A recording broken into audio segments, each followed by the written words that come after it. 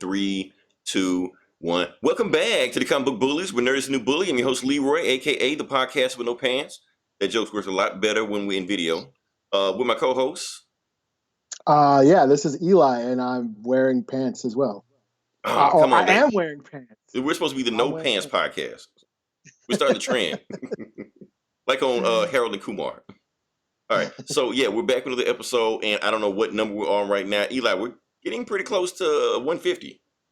Yeah, we are. Yeah, we need to do something big, some kind of big blowout, something like that. I don't know what we're gonna do. We'll talk. We'll figure it out. We might call Cliff to a fish fry. I don't know. Yeah. But yeah, like I said, this is another long week in what is this? April? May? What are we in? It's May. It's May. Okay. Long week in May going on right now. I haven't seen Eli in like 4 or 5 weeks, even though we recorded last week, but it just seems like it ain't been 4 or 5 weeks. But we're back again. And in that time, it's been just a lot of crazy shit that has just happened. People are dying that's never died before. Yeah. That's usually how it goes. Yeah. It's weird. First off, I mean, like I said, we're gonna talk about Little Richard. No. Let's break down all the people that did die. First off, we had Andre Harrell who died. If you don't know who Andre Harrell is, he's pretty much the first black millionaire record executive that pretty much brought in like every black artist you can think of that's still making money today. Little Richard passed. Siegfried or Roy passed. Roy passed. Oh. From coronavirus. Yes. He got eaten by a tiger. And survived that. But died by corona. What the? Wow. Okay. That's how crazy the shit is. Okay. That. Oh, and one that hurt me. I don't know if you know who this is. Eli, I was going to say Betty Wright passed. No, I don't think so. Betty Wright is a R&B singer, but she's more on the B side, the blues side than the rhythm side. So she's like a soul singer, no pain, no gain, clean up woman, all something like that. Like if you're from Mississippi, she's just as big as everybody else you can think of, because if you go to a family reunion, all you're gonna hear is Betty Wright. But here's the thing, Eli. Guess who was trending on Twitter? Betty White. She's still alive, right? She's still alive. She's immortal. She will outlive us. Yeah. So people were just upset, like, oh, thank goodness Betty White's still alive. Well, fuck, Betty Wright's dead. Shit, we're upset about that. So I don't know. So I was sitting there listening to Betty Wright music all day. It's gonna be a sad thing for that one. So you want to break down the list? So I know we just ran through because there was so many people. But let's go back to this Little Richard thing. How deep do you want to get to Little Richard, Eli? This one hurts. I mean, shit. He's the father of rock and roll. I mean, what the hell? Not Elvis. Yeah. Little Richard. I think that's as far as we need to go with that, but yeah. Yeah.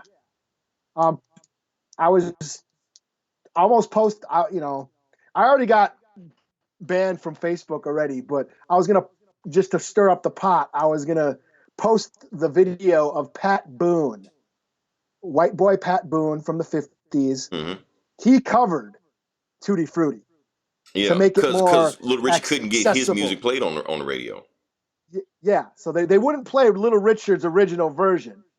So they got Pat Boone, white ass Pat Boone, to cover Little Richard, and then that got on the radio and TV and shit. Right. But if you watch him do it, it sucks. It's really bad. And I almost posted that yesterday, and just a comic, just like the musical version of what happened to American history or something like that.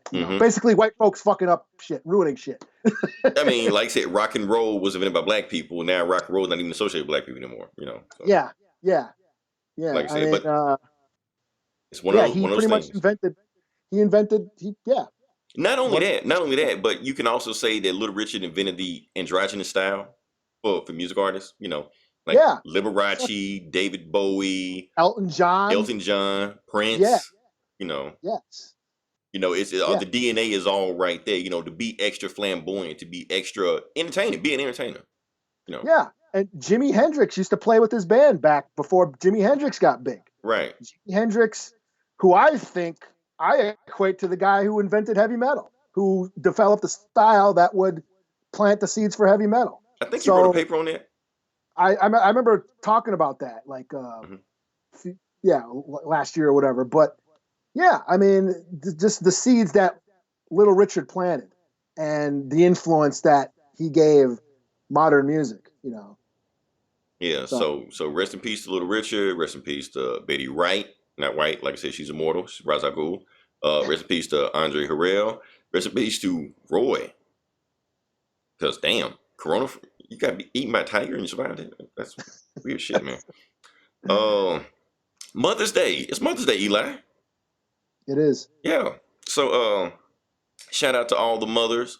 Guess what was trending since it's Mother's Day? Guess what was trending #1 on Twitter? I I don't let know. you know. MILFs. Oh, Yeah. yeah, that's understandable. It was funny because I'm sitting here looking at all the, like I know like the really hot women on my Facebook page, posting their hot mothers, and I'm like, okay, so you're just gonna be just hot just forever. Okay, I see that going now.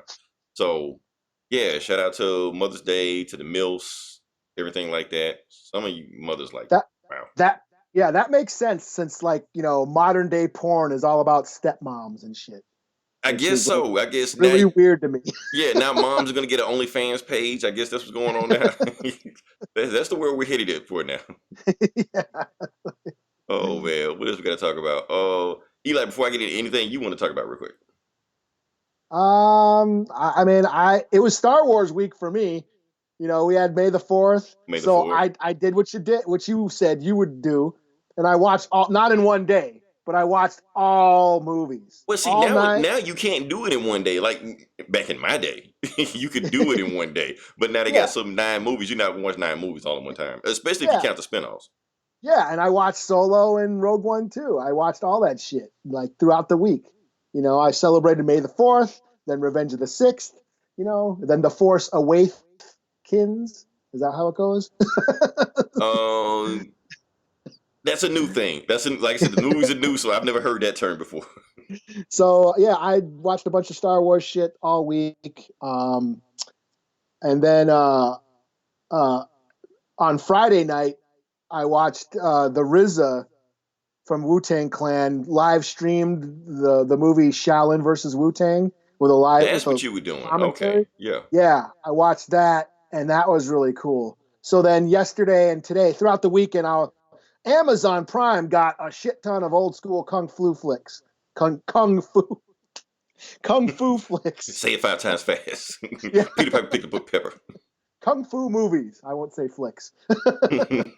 But yeah, so I watched a bunch of kung fu movies last couple days, and so that was really cool hearing RZA talk about the influences of Wu Tang and with the movies, and that was one of the movies that had all the samples from the album on that he used, and then Tiger style. yeah, Shaolin shadow boxing, you know, um, but just hearing them talk about like how kung fu movies like influenced hip hop, how the martial arts, watching those movies, and those the fighters in those movies had to train, and he says that was like with hip hop, you had to be disciplined and develop your style, develop your art, so you could be better than the next MC or better than the next Because it breakdancer or was a DJ. competition. Like I'm the better Yeah, rapper than this guy down the yeah, street. yeah, with all that shit, graffiti, all that, like they had to develop their style, and kung fu was like a pivotal part in you know in hip hop culture, the starting of hip hop culture. So it was cool, like hearing RZA talk about that shit. So yeah, That's the thing. So yeah. All right. So since you talked about Star Wars, I got to talk about this crazy ass movie that I saw. This cartoon that I saw. I don't know if anybody's seen it. Justice League Dark Apokolips War. Eli, have you seen it? no, Okay. It's insane. It's nuts. I will say this. Okay, like I said, this is a comic book podcast, so a lot of you are wondering, like, oh, well, I've read Dark Side War. It doesn't really matter. It has nothing to do with Dark Side War, like the actual comic that it's adapted from. It doesn't. That is only thing that really boils down to it is that they invade Apocalypse. That's it. After that, they completely veer in completely different directions. Uh, you're wondering why this movie is called Justice League Dark. Even though it's about the Justice League, if you watch the movie, you'll know why they call it Justice League Dark. This is the last movie in this, continuity universe. It's about like 15 movies in 7 years. This last movie, and it's definitively the last movie in this continuity. So they're done with that. They're moving on to something else. Um, easily the bloodiest and goriest movie they've made so far. Eli, I think you might even be impressed by the gore in this, and you're not impressed by anything, you know. But yeah, they really go there. I'm just like, oh wow, okay. Dark Side is not fucking around in this movie. So yeah, it's there. They earn a hard R, even a few F bombs and S's in there.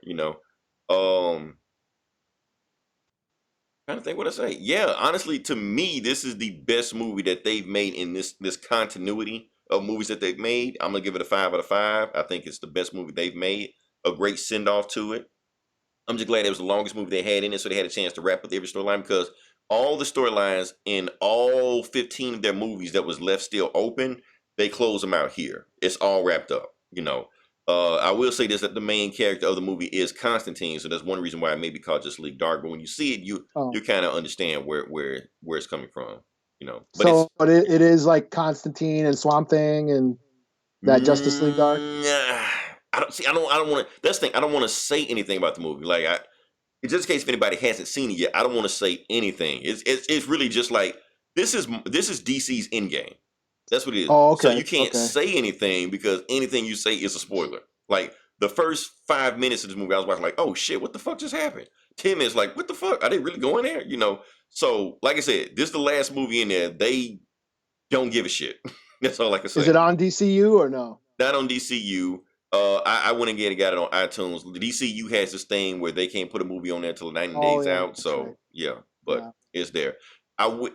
I don't. I think I'm gonna spoil something on there because I got to say this. Okay, so people are gonna say if people watch this movie, they're gonna say, "Oh, DC is ripping off Endgame." They're gonna say, "Oh, it's just like Endgame. I've seen this before." Actually, they're not ripping off Endgame. Here's what I think they're doing, Eli. And I've actually said this on the podcast before, so I'm gonna say it again. This movie, in my opinion, is what the Snyder like Justice League cut or whatever. That's what it is. Matter of fact, I think they took the unused plot of part two and part three of what those movies were supposed to be and made this movie. Okay. Because I broke Yeah, you down said that before. I Yeah. said it before, and I thought that a lot of what I'm seeing here is weird. And when I watched the movie, I'm like, oh, that's exactly what they did. So since I read those Dark Side read those Snyder notes of like I said, he made Just League One. They changed the ending because his original version was supposed to lead into a part two and a part three. So this movie is basically part two and part three slapped together like in one movie. It's a few differences, and you can see that the differences they made from his version are like blatantly to not like completely rip him off. Like, okay, so instead of they did this, they did that. But other than that, they pretty much just made the Snyder cut. Okay. Yeah. So I was like, interesting. So since they can't make a Snyder movie because he's gone somewhere, let's just make that movie and just do this.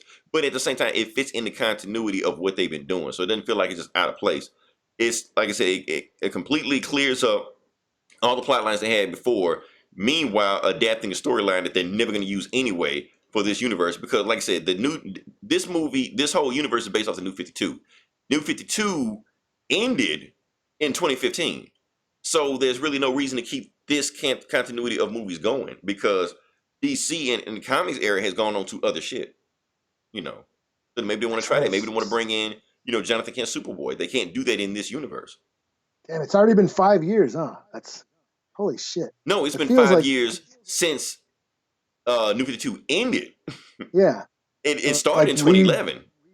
and rebirth. But I'm saying yeah, because like rebirth was just like it feels like rebirth just happened like a couple of years ago, but it's Yeah, been five Rebirth years. is they're on right. Rebirth is on its way out. It's over. Yeah, Yeah, it's rebirth is over. over. They're on 5G or whatever the fuck they're on now right now. So Yeah, they're moving on. yeah, So there's no reason to keep this on when they don't even these characters don't like it anymore. So that's my yeah. thing. Like I said, 5 out of 5. I'm trying to not spoil as much as to point to. I'm pretty sure the Snyder points that I'm talking about, like the part two and part three we're talking about, nobody knows what I'm talking about. I'm the only one that deep dived into that shit. So if you don't know, watch this movie. Just watch it. I can't say anything about it. I may say something about it next week or the week after next week, but as of right now, I don't want to spoil anything for anybody because I want you to just be as shocked as I was when I saw it. So, yeah. So do people have to like watch like all 15 movies? Not all 15 movies. Not all 15 movies. Honestly, if you just know a general idea of these characters, you can catch on. You know what's going on. You know So Superman. You know. I don't have to read like or read watch like Throne of Atlantis or fucking you know what else was in there? Attack on Arkham part of that or no? No, not Attack on Arkham is not part of that, but there was a Suicide Squad movie that was a part of it called Hell to Pay or something. Oh Road yeah, to yeah. Redemption, Like something. son of what about Son of Batman or whatever? Was that? Yeah, that's the thing because they make references to all those movies, but I'm trying to see, do you need to know those movies to watch it? I don't think you have to know the references. Like I said, if you know that Batman's newest Robin is his son, you're good. You're okay. Okay. They don't deep dive. Everything they do is pretty much surface level, but there are like little plot lines that were wrapped up that, you know, even when the movie starts, to be like, oh, remember when such happened in such movie? Okay, we're doing that. So I don't think you have to watch. I, I think the only three, I think the three movies you need to watch are Just League War, like the very first one. You need to watch that one to see what's Yeah, going on. I saw that. Yeah, Yeah, I saw that. and maybe the Death of Superman and Reign of Superman because that's like a direct continuation of those movies. Okay. And if you watch that, you're good. Everything else is cool as long as you're familiar with that stuff. Cool, but it's not a requirement. It's just like Endgame. You didn't have to watch all 23 of those movies to know what the fuck was going on in Endgame. It's cool if you did, but you didn't have to. As long as you got an Yeah, Infinity. you Yeah. could probably skip the Ant-Man movies, right? Yeah, fuck those Ant-Man movies. I mean, as long as you watch like the main Avengers movies and you Yeah, just watch Civil War and you watch Infinity War, for the most part, you're good. yeah. I mean, Spider-Man, maybe. Yeah. nah. You really don't. You can completely skip Spider-Man. You'll be fine. Yeah. So, yeah, that's all I got to say about that one. So definitely watch that movie. It's good. Video game news. What should I talk about? Video game news. The Last of Us dropped a new trailer. I think I talked about this last week. The new trailer they dropped, they completely deleted comments from it, and it won't even let you like and dislike the comments on it because of the controversies going on with the Last of Us right now. Like I said, if you don't know what's going on, I'm not going to spoil it. I'm not going to say anything about it. But people are pissed. People are talking about boycotting the game. So we'll see how the numbers do in the game when it comes out. They got a release date. I think the game comes out next week. I mean next month. So it's gonna be very interesting to see what those numbers will do. I only have a PS4, so I can't. You know, No, no. I might have live streamed. I Yeah. never even finished the first game. So, Oh, I did. I uh, finished it twice. Here's the funny thing about it. Like Last of Us, the first game, 10s out of 10s, 11 out of 11s, whatever the fuck. Everybody just praised this game to high heaven, said it was the greatest thing. Like God delivered this game down to your PlayStation for you to play stuff like that. But now, people have played it since then. Now you got people shitting on the game. Some people say, oh, I'm not shitting on the game because of the controversy or whatever. I just thought it was a shit game. You know, I'm like, oh, why are you saying that now? Why didn't you say that back when they were like throwing Game of the Year awards at the left and right? You know, why are you being I guess people just love to be contrarians, I guess. That's yeah. my thing. If everybody's saying left, I'm gonna say it right. If the sky is blue, I'm gonna say it's green. So like Everyone wants to be that person that thinks they know everything and shit. right, but if everybody wants to be that person, it just kind of become tedious. You're just following the crowd. Yeah. Like, oh, I like that shit before I was even born. Yeah. Right. So Or I come knew on. that was gonna suck. Like I just Back. wish, Yeah. yeah, I just wish people would have their own opinion about things instead of just following the crowd. If you don't like Last of Us, that's fine, but don't praise the shit or be quiet about it and then shit on the game. 5 years later after it came out, just because it's the cool and popular thing to do. You know, Yeah. all I gotta say. Like I said, video game news. I bought a bunch of movies. What have I? Ford v Ferrari. Yeah. Hadn't seen it. Gonna You haven't watch it. watched it yet? Hadn't seen it. Gonna watch it. I've been wanting to see this movie in the theaters for the longest, but I couldn't picture myself watching the theaters. I'm like, nobody, like the planet's not being destroyed in it, and no surround sound. Why should I go see it? I just wait till it come on home theater. Don't you want to hear the vroom or You know whatever? what? Now that you say that, now that I think about it, that probably would have sound cool. Yeah, I bet you those. I mean, yeah, those big race car scenes would have probably been pretty cool on the big screen. Yeah, it's a movie I've always wanted to see because it's based off a real story. I've actually followed this story before, so I want to see how it played off in real life. I'm pretty sure it's nothing like it was in real life, but hey, man, dang it. I'm sure that it's not going to have like Fast and the Furious style like action where they're like, you know, It might. They got it. jumping cars off of skyscrapers and landing on boats and shit. Hey, they gotta put butts in the seats. If that's what sells, let's do it. Why is Vin Diesel in this movie? Oh, I got to open my beer. Let me get in my car. Oh man. So that's it. All right. That being said, can we jump on? Can we jump in? Can we just jump into it? Yeah, yeah. All right. Like I said, we got a dense one right here. We got a book of the week for you. We're just gonna just deep dive into it and just kind of go from there. So let me pull up my graphic. Pull up my graphic.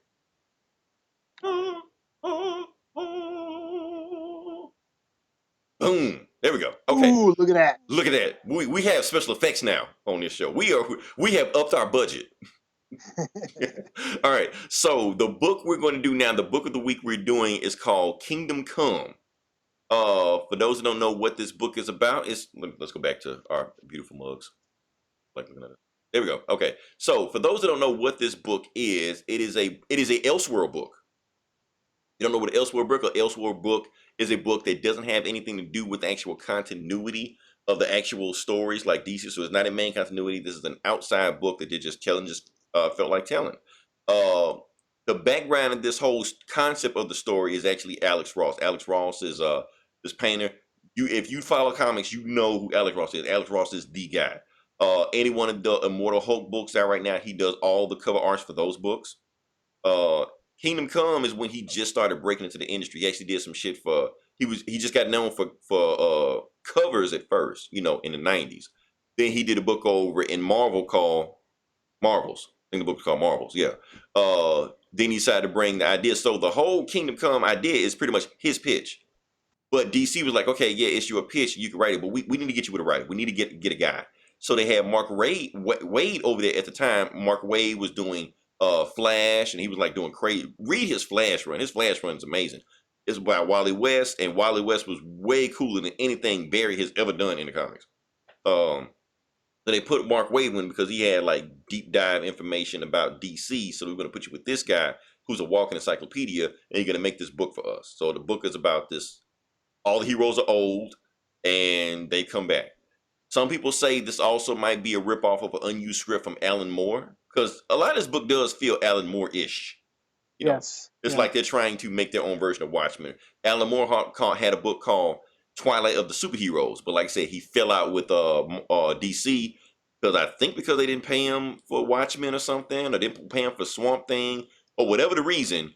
He fell out with them back in the 80s. So that script was floating around. He put a curse on them. Basically, yeah.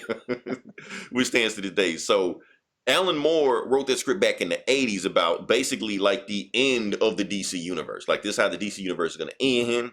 This is what's going to happen. And a lot of the story points that he had in that story kind of show up in, not just in Kingdom Come, actually like a lot of stories. There's a whole list of stories that kind of bring up the Twilight and the superheroes, but that's the point of it. So yeah, I think we just need to just jump into this bad boy, Eli, because after we talk about it, then I want to break it down and see what's going on with it. So, first of the book, I got notes. Yeah. So the book actually opens up. I can't remember what happened first. Oh yeah, so the book opens up. The very first panel, and I wish I had that panel right here, but that's okay. We'll come back to it. It opens up with a. I got the fucking boom. Can you see that? See, Eli, you're gonna get us outed. I'm not outed, but you can barely see it. No, it's coming clear as hell. Okay, so that is a bat and an eagle, a giant bat and an eagle in the sky, flying, fighting each other. Now, Eli, the reason I'm saying you're gonna get us banned from like the comic community because you pulled up the digital copy of the book. Oh, damn! Okay. You didn't use the sacred text. All right, but anyway, you got a giant bat and you got a giant eagle fighting each other, and while they're fighting each other in the sky, down at the bottom, you just see just all kind of chaos and carnage and just this war going on with just everybody destroying each other. And it's also a passage. Now, here's the thing: this you're gonna see at the beginning of it's 4 books in Kingdom Come, and each 4 books you're gonna get a passage from the Book of Revelation. And I'm gonna go a little bit deeper in it also. So the Book of Revelation, the first book we get is from Revelation 16:18. And the story goes, and there were voices and thunders and lightning, and there was a great earthquake, such as not since man. Oh, that's the wrong quote. Not that one. That one. He'll pull it up. Anyway, here's the thing. The book is the easiest way to say what Kingdom Come is. It's the Book of Revelation translated to superheroes. That's what the book is. I mean, just if you just boil it down to it, because the book of Revelation is so, can I say convoluted about the Bible? I think we can say that. Sure. Okay. The book of Revelation is very convoluted, very left up to interpretation. The Bible is very common. but the book of Revelation in specifically is very left up to interpretation, very convoluted, and you can pretty much interpret it however you want to. So what they do is that they just take out these key characters and just stick superheroes in there. So what we're talking about, giant bat, giant eagle, fighting each other in the sky. Down at the bottom, you got a war going on. They're just destroying the earth. And it's a book of Revelation quote being quoted. And it's all being a dream by Wesley Dodds. He's in a retirement home. He's in bed, sick. He's on his deathbed right now. He's being looked over by a nurse and his pastor. Now, if you don't know who Wesley Dodds is, if you're not up on your DC lore, Wesley Dodds is the Golden Age original Sandman. Now, who is a Sandman? Sandman is a Golden Age superhero back in the 40s, 30s, whatever like that. And he was part of the Justice Society of America. What was his powers? His powers was he had dreams of in the futures about evil people about to do evil shit. So he knew what they were about to do before they did it. And he had a gas gun to knock people out. You know, put them to sleep. Sandman. That's how I heard his name. So basically his dreams, and it was always retcon, like you may say the Sandman sounds familiar because there was another Sandman created by Neil Gaiman, whatever. Yeah. Also called the God of Dreams. And basically what they were saying is that Sandman gave the other Sandman those dreams about the future, stuff like that. It's all convoluted connected. But anyway, that's what happens. And he's just quoting the book of Revelation just over and over and over again. He just said, everything I'm saying, and he's telling his pastor this. His pastor is Pastor McKay, Norman McKay. He's telling him, everything that's happening is about to come true. I'm telling you right now. And everybody's just saying he's just raving and trying to calm him down. The nurse is trying to hold him down, stuff like that. He's like, Norman, be my witness. Be one of my two witnesses to know what's coming forward, you know. And Norman's trying to calm him down. And he's just like reading his last passage. The reason he's reading the last passage is because Wesley Dodds is about to die. And before Norman McKay can even finish the scripture, Wesley Dodds passed away.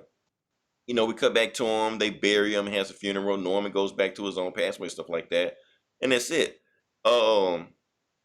Meanwhile, while he's doing that, those same crazy ass visions that Wesley Dodds used to have, now Norman McKay is having those same visions also. So he's thinking he's going crazy and stuff like that. He didn't know what the hell is going on. While he's just going to get, some coffee and a drink out of some store. What was Planet Krypton? He goes to eat at a restaurant called Planet Krypton, which is just memorabilia of old superheroes that people have forgotten about. He didn't even remember these guys anymore. Like Green Arrow, what the fuck is a Green Arrow? He eats there, but when he comes out of the Planet Krypton after he gets something to eat, the superheroes of today, like all the kids and all the future heroes, the second generation of the heroes that we know, they're just in the middle of the street fighting. Because the thing is, what they do now is that, like the old heroes back in the day, they didn't kill. These heroes kill. They don't give a shit. They just kill anybody. So since they've killed all the heroes, since they killed all their villains, they're bored. So they just fight each other. Just in the middle of the street. They do not care about any destruction they cause, carnage. It's Man of Steel, basically. It's just destroying shit. But they stopped fighting for one reason. Because on the big teleprompter on the screen, and every single TV gets interrupted because a news report interrupts that something happened in Kansas. What happened in Kansas? We don't know yet, but they stopped fighting. Then the next day, we see Norman McCray in church, and his congregation is packed because, like I said, anytime there's a tragedy that happens, the church gets packed because people want answers. People want to be reassured. But since he can't give them reassurance, he's getting all these visions about basically Armageddon or the end of days coming. All he can do is just quote the Revelation verses, and he freaks his own congregation out. So he realizes that I can't help my congregation the way I need to because I'm just, my mind is too, occupied with death and destruction, and they want to hear, stuff about hope. I can't give them anything. So he's just sitting in his his pew, just ripping pages of the Bible, just thinking to himself like, I don't know what to do. While he's doing that, the specter walks into the church. Yeah, people walk out of his church. People walk because they don't. The congregation just leave. Yeah, they don't want to hear that shit. They don't want to hear, death and destruction. You get tired of hearing this stuff, especially when you see it on the news all day, Yeah. So while he's sitting in his pew, in the seat in the church, the specter walks through one of the tainted windows, stuff like that, just walks through it, And he's like, Norman McKay, I've been looking for you. You're like, are you an angel? And the specter like, no. Well, yeah, kind of.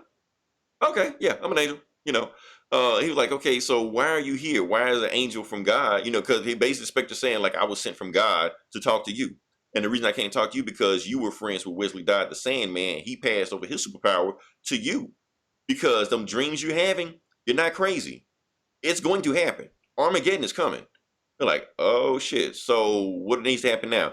And the specter basically says that you have the dream. I don't know what's supposed to happen now. So what's going to happen? I have to follow you to the end of Armageddon to see exactly what happens because I don't know who to smite. God sent me to smite somebody, but I don't know who to do it because I can't see the future. So once I follow you and we follow this thing all the way through, then I know who to smite and we'll go through this. So until then, you're stuck with me. Let's go. So that's the thing. So they just start hopping from place to place like that. And then they hop what he thinks is the Midwest. And Norman Craze is like, how the hell are we in the Midwest? Didn't some really fucked up shit just happen here? And then they say, don't worry, it's not what you think it is, and you don't have to whisper because nobody can hear you, not even this guy right here. And they see this farmer, and this farmer just fixing his barn, minding his own business. And Norman Crazy like, do I know this guy? Inspector like, you might. And then the farmer, when he gets ready to finish his job, he walks to the barn and he picks the tractor up over his head while he walks to the barn. He was like, oh shit, that's Superman. Where the hell is Superman been? We ain't seen Superman in 10 years. He just up and left. Like, well, he's here now. And why there's Yeah. In this timeline, the Justice League have disbanded. Yeah. And Superman vanished. He hasn't been seen in 10 years. Wonder Woman's gone. Bruce Wayne is going crazy in Gotham with robots and shit. Rules Gotham like an iron fist with an iron fist. It's a police state. Yep. Yeah. So the old Justice League are gone. And all you got are these like young, kind of anti-heroes running around fighting each other all the time. Metahumans. Yeah. If you want to know, the young heroes basically are, we're going to pause for a second. It's an allegory for, if you grew up in the 90s, that's basically what it is. Because you had all these old superheroes like Superman, Batman, goody two-shoes, out of date, out of style heroes. We didn't want those heroes anymore. We wanted 90s heroes. We wanted Cable, Deadpool, Spawn. Even when Wolverine wasn't a 90s hero, let's pretend like he was. We wanted violent, angry heroes that that were aggressive. Lobo. We wanted those heroes. That's what they were selling to us. So since the old heroes saw that that's what we wanted, they left. They're like, that, if you want these guys, then we have nothing to do with you. You have your new heroes now. So basically, it's a whole allegory for how we have embraced these new heroes that are just reckless and don't stand for anything that the old heroes do. And they're just out of control. So Wonder Woman shows up at his barn also. And she's basically like, Clark, and he like, no comment anymore. I'm not Clark. You're like, okay, Cal, you need to come back. You're like, no, I don't need to come back. You're like, it's bad out there. It's like really bad. You need to see this. And then that's when Clark is like, I don't have to do anything. I'm Superman. I can do whatever I want to do. You're like, well, Superman, you need to come here because this shit is not going to work. So she touches the edge of the barn, and it turns out it's not even a barn. He's in the Fortress of Solitude. He's been in the Fortress of Solitude all the time, and it's just a hologram he just made for himself. So they're not in Kansas; they're in the North Pole. Yeah, he made like a simulation of his farm, his old farm of the Smallville farm. Yeah. So and basically, Superman's just like, okay, Wonder Woman, to get you the fuck out of here, I would just look at the news, like I haven't looked at it in 10 years, just to see what the hell is going on. And then he looks at the news and he sees exactly what happened. Kansas has been destroyed. The entire state wiped off the map. What happened? And Superman knows exactly. He's like Magog. So that's the guy that they're having a problem right now. So the guy's name is Magog, and with Magog now leads a group called the Justice Battalion. So you got the Justice Society, the Justice League. Now you got the Justice Battalion, and it's like 10 of them beating the shit out of Parasite, who's like way past his prime. And they even see on the news that Parasite is actually surrendering. They're like, I give up. Y'all don't have to beat my ass. And they beat his ass anyway. And then he actually gets a good shot on Captain Atom, and he splits Captain Atom in half. But like Captain Atom is a walking nuke, he nukes Kansas. Everybody in Kansas is dead. Not only Kansas dead, Missouri, Iowa, every state nearby. The Midwest. The Midwest. The Midwest is gone. So since that's the breadbasket of America, where most of our agriculture comes from, that bankrupts not only America, it bankrupts the world. So our that's how we make, so the whole world economy is just thrown out of whack like that, and that's why Wonder Woman is telling you need to come back, because these kids that are calling themselves superheroes, they're out of control. But if you come back, you can restore order. If you come back, the Justice League will come back, because when you left, that's when the Justice League left. And Superman's like, that ain't my problem. You can leave now, and you matter of fact go back to Themyscira or whatever. So I'm trying to think what else happened, Eli. What happened after that? Well, they're just like the Spectre takes Norman all over the place. He shows him like Flash is in Central City or whatever, patrolling, kind of still patrolling. It shows him where Hawkman is, and like Green Lantern is up in space, doesn't give a shit about Earth. And keep in And mind, yeah, this is not Hal Jordan. This is actually Alan Scott, the old Golden Age Green Lantern. yeah, and then takes him to Gotham City, where Batman has all these like bat drones kind of ruling the city, RoboCop style. So yeah, it's just he's basically playing Ghost of Christmas Present with Or future. Norman McKay. Ghost Christmas. Yeah, Yeah, or present, future. Yeah, future. well, Whatever you want to call it. Okay. yeah, just taking them all over the earth, and then he brings them back to Metropolis, and they're on the bridge, and all those heroes are fighting.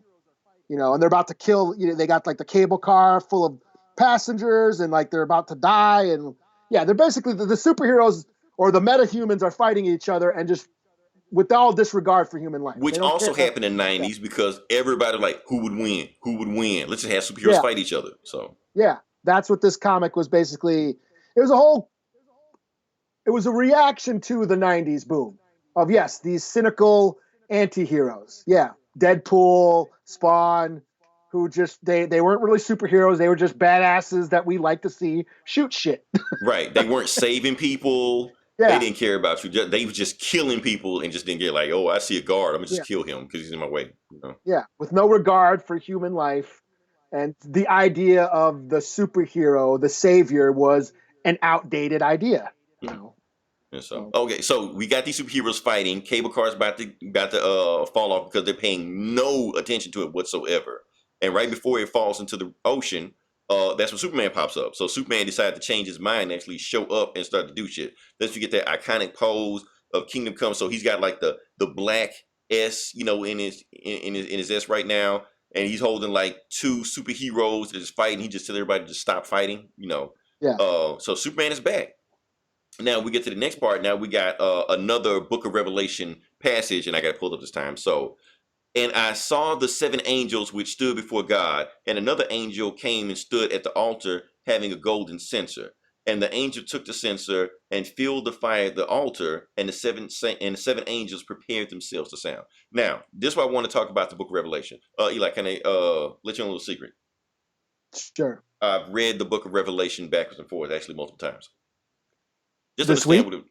Yeah, yes, this is what I was. You just see what it was about.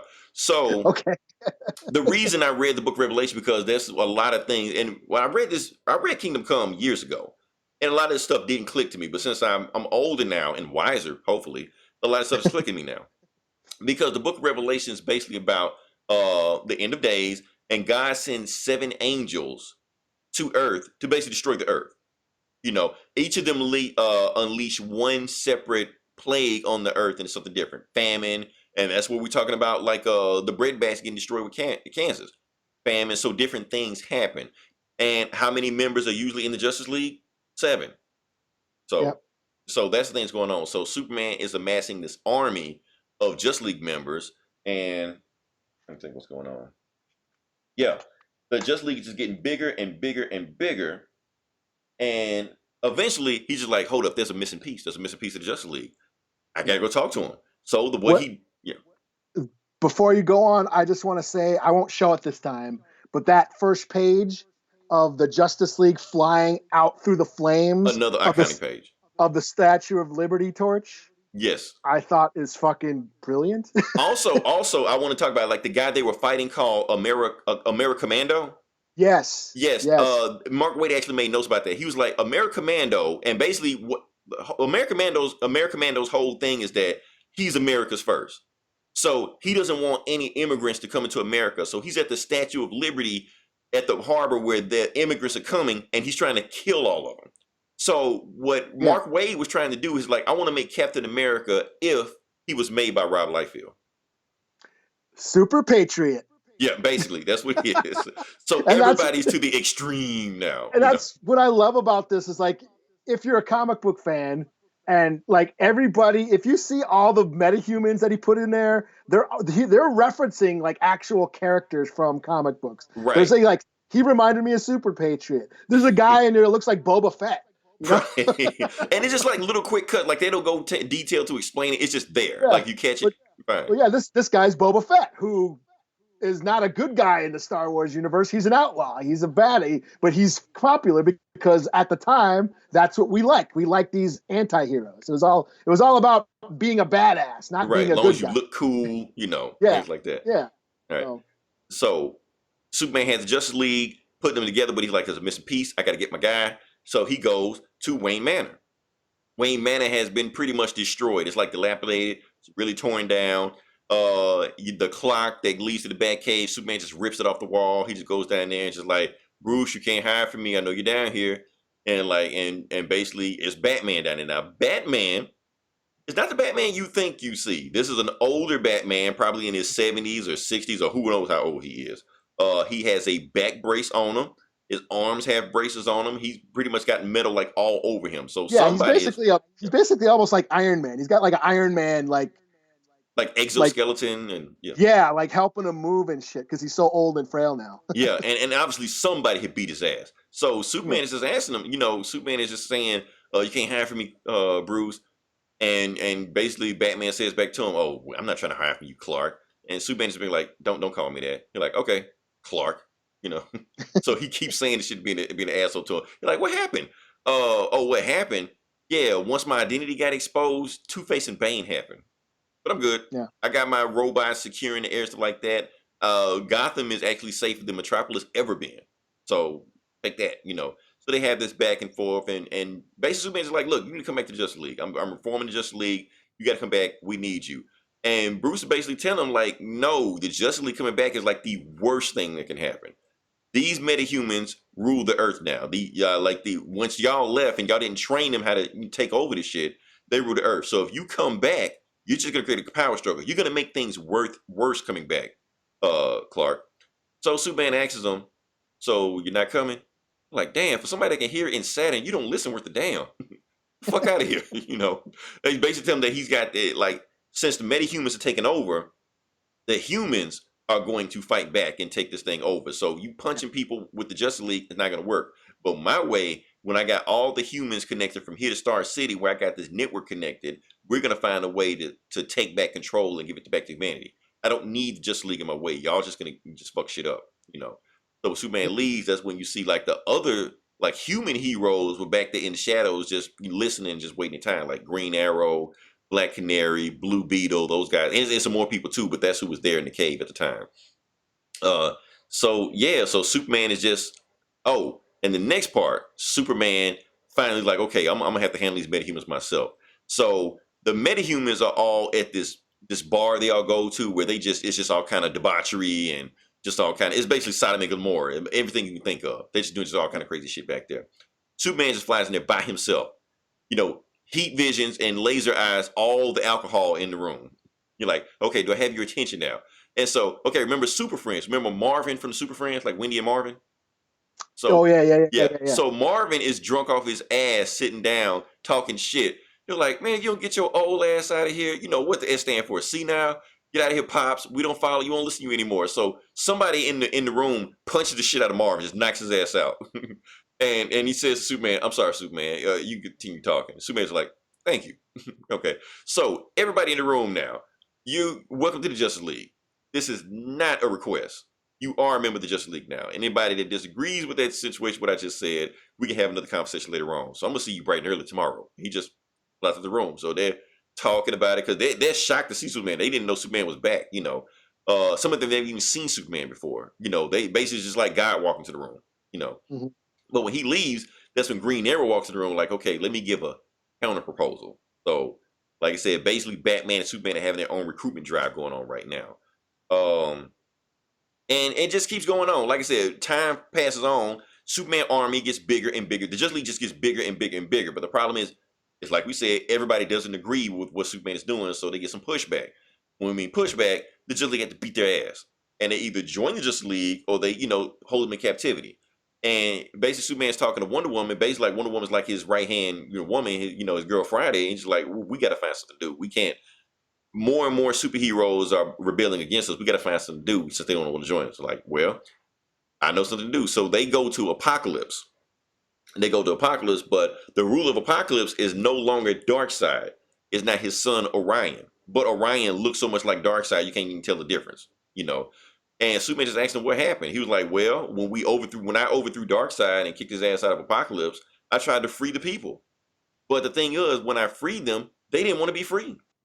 They wanted somebody to rule them. So the moment I tried to free them, they already elected me as emperor. So I had to take over. Otherwise, it was gonna, the whole place was gonna get turned into chaos. And Superman's like, well, damn, well, you can't help me. But then he was like, I tell you what, talk to my stepbrother. He'll give you any advice on how to handle the situation. And of course, Orion's stepbrother is Scott Free, aka Mr. Miracle. Mr. Miracle, who make traps to get out of anything, made a trap that nobody can get out of. And he tells Superman, tell you what, I'm gonna take this back to Earth with you. Let me and Big Barda come with you, and we'll build this prison for you where all the metahumans that disagree with your plan, we'll put them in there.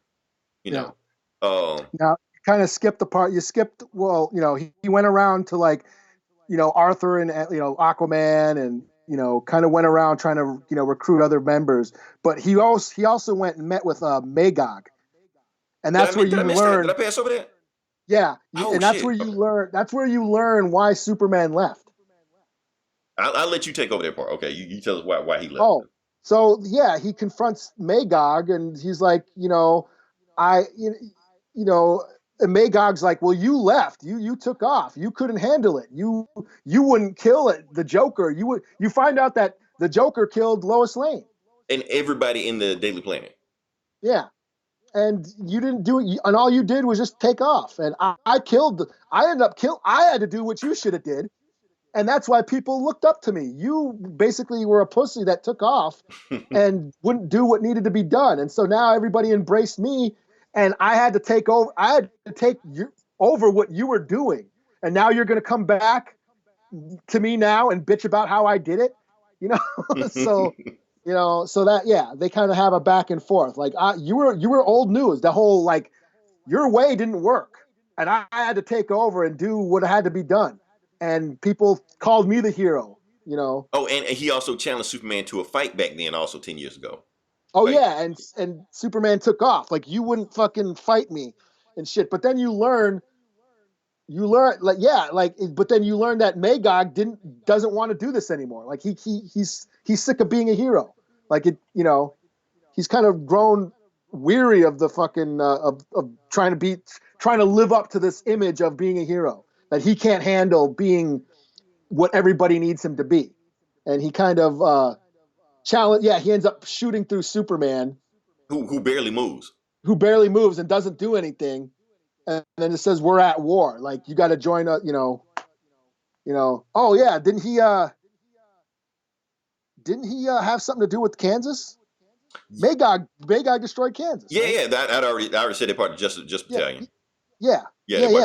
So he was actually trying to rebuild Kansas, but he couldn't. He was trying to put a barn back together, but the barn fell apart in his hands. So basically, they were trying to make an allegory that yes, he knows how to destroy, but he doesn't know how to build. He doesn't know how to create. Yeah, right. Yeah, and he's like, I'm sick of it. I'm done with it. I don't want to do this anymore. Yeah. So after he blasts Superman, just gets anger out. Superman doesn't do anything. The Justice League don't even do anything. He just surrendered. He like, man, just. Matter of fact, he actually tells Superman, I think, to kill him. Yeah, he wants to die. Yeah, because he was like, I can't take this anymore. Yeah. So we fast forward to that. They get Mr. Miracle. They get the designs for the prison. They come back to Kansas and they build a prison. They build a prison in like 2 days. No, 2 weeks. It takes 2 weeks for them to build a prison. And if they build a prison, every superhero, every metahuman that disagrees with joining the Justice League, they just throw them in there. Now, I also missed another big part also, Eli. The Mankind Liberation Front.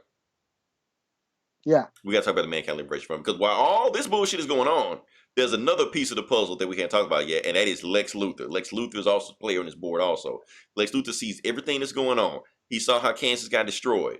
Also, he sees how all crazy the metahumans are acting. So what is Lex Luthor doing? He's actually making sure that help to the people, the survivors of Kansas, don't get help.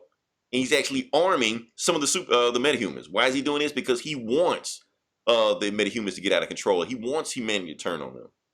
Because right now he feels like humanity trusts them a little bit too much. Like they don't even have the World Series anymore because they believe in the metahumans so much. So yeah, and Bruce Wayne is a part. Before we get there. Okay. Yeah, okay. Because not only does Lex Luthor, like the Mankind Liberation Front, is basically like the old Legion of Doom. He's got Catwoman there and really there, who look exactly, and Alex Ross drew them exactly how Julie Lumar and Frank Gorshin look now. Yeah, like that. Yeah. Vandal Savage is there. Also, there's they have one young member. The young member name is Ibn El Exfasia, some shit like that. I'm gonna be fucking up. Anyway, he's Ra's al Ghul's heir, and his name translates to Son of the Bat. So you can kind of guess who his father is. Mm-hmm. And keep in mind, this is what, 8 years before Damian Wayne. So a decade before Civil War. A decade of Civil War. But basically, this is Batman's son. But they never say it. They never say it in the book. But if you really like to know stuff like that, basically this is Batman's son and Ra's al Ghul's grandson, and he's joining forces with Lex Luthor. And while they're doing it, Lex Luthor's just actually getting his haircut the whole time. Yes, I know I need one, but whatever. Lex Luthor's getting his haircut the whole time, and they asking him, "So Lex Luthor, what is your plan?" "Oh, don't worry about it. I got a plan coming up like that." But what about Superman? He's back now with Justice League.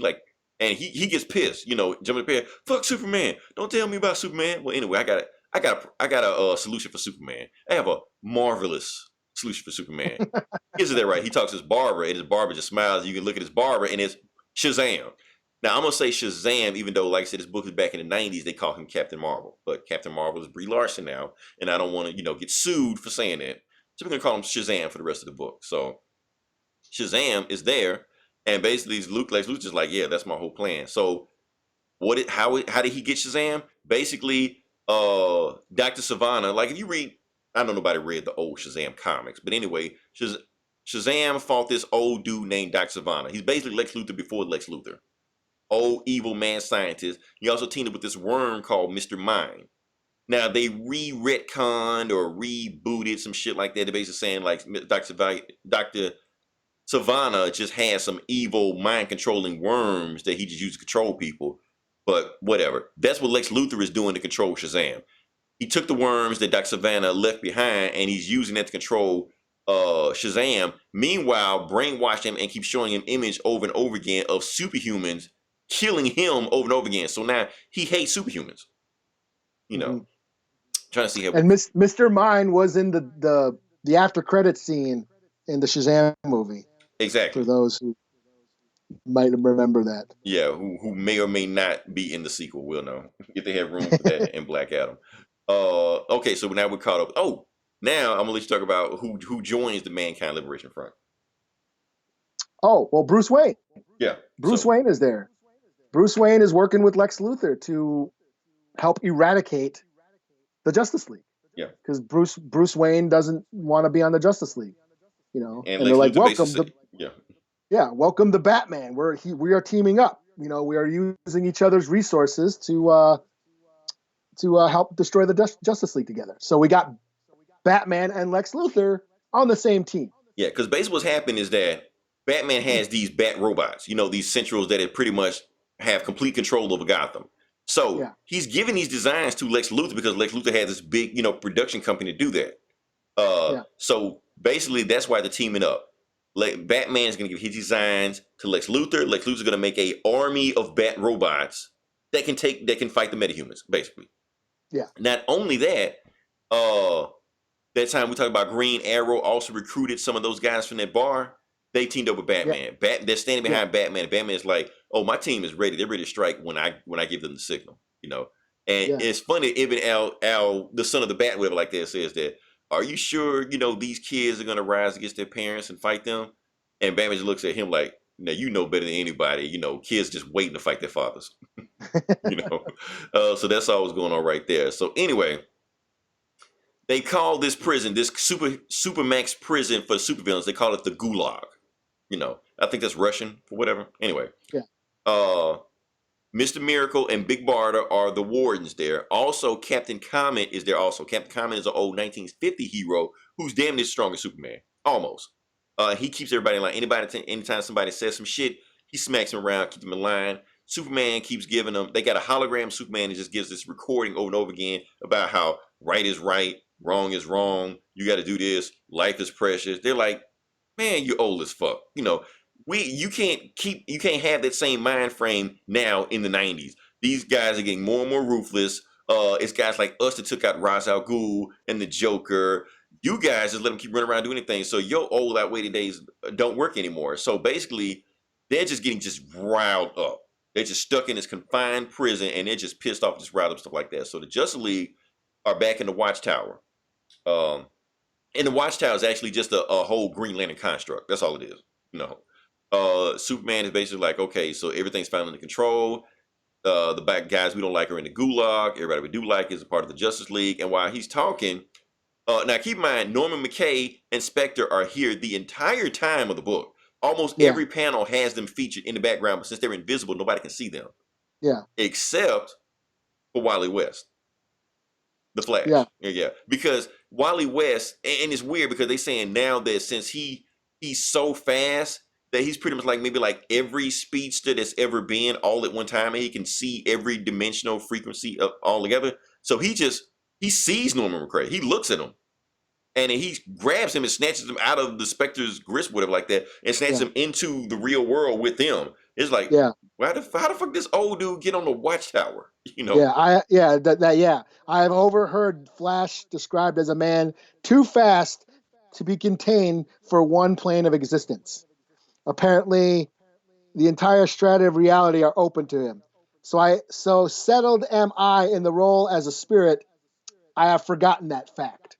And that's where Flash grabs Norman McKay. He's like, where the fuck did you come from? Right. So, like, Power Girl is just about to punch the shit out of him. It's like, okay, this guy about to be a threat. Superman stops her from doing it. He's like, okay, who are you? And, like, Norman McKay is just, like, freaking out. He's just like, he just started quoting, like, scriptures from Book of Revelation to them. They're like, okay, this guy's fucking crazy.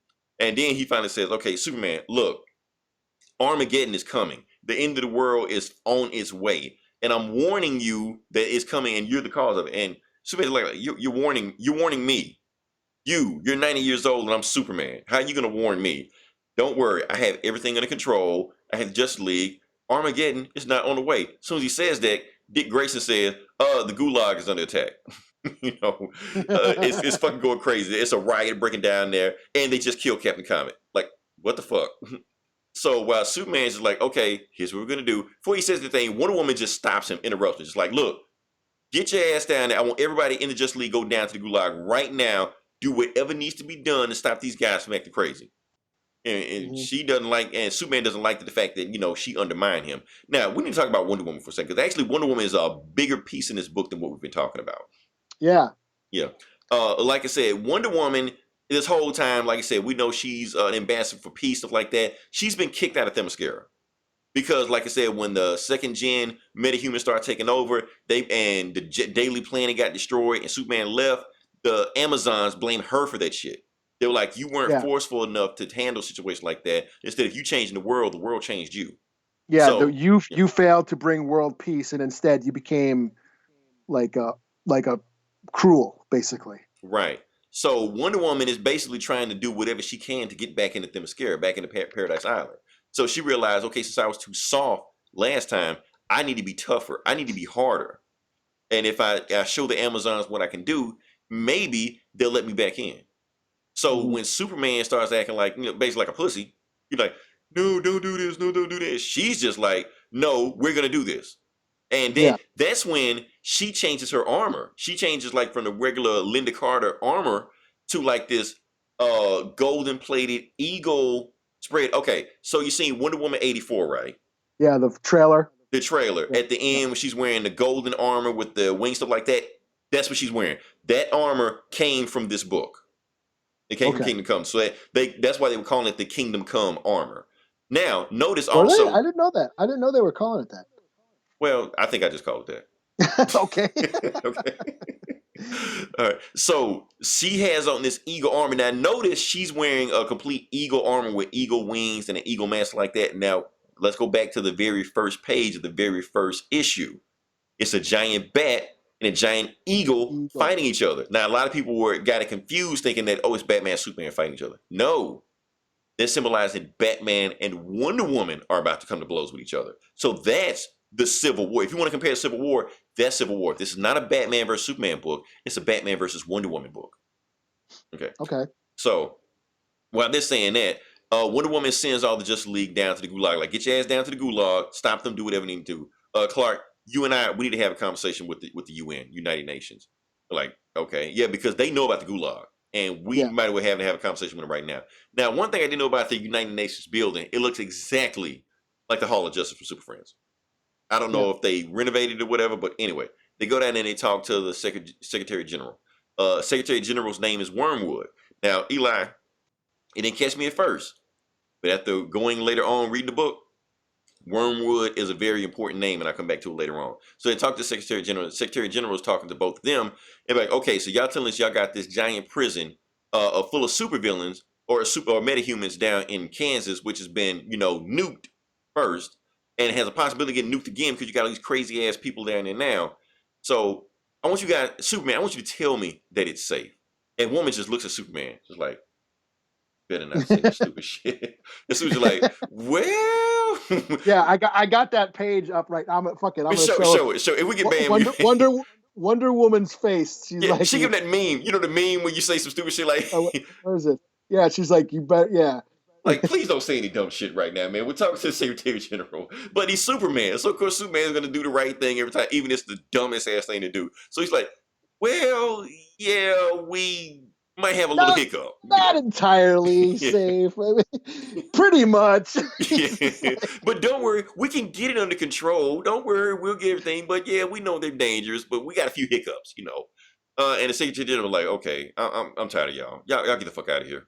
Yo, we'll handle the situation on our own. And Wonder Woman is just, and here's the thing, like Wonder Woman is basically like goading Superman this whole time. Like in the entire book, she's like his voice in the back of his head. Because she's trying to tell him, look, Clark or Kal-El, the United Nations are not gonna sit around and wait for us to fix this problem. They're gonna act. They're scared right now. And you need to understand you are the world leader. You are the one that makes the decision. And the faster you learn that, the faster we can get this world back under control. And Superman's like, I can't listen to you. So yeah, the Gulag gets even more crazy. Wonder Woman goes to the Gulag. Superman is on the watchtower by himself. Like, because everybody's gone.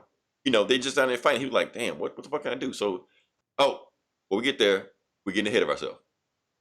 Yeah, you jumped Lex Luthor and Bruce. Yep, we jumped Lex Luthor. Okay, so because the whole thing is Lex Luthor and Bruce have this uneasy alliance. They know they have to work together, stuff like that.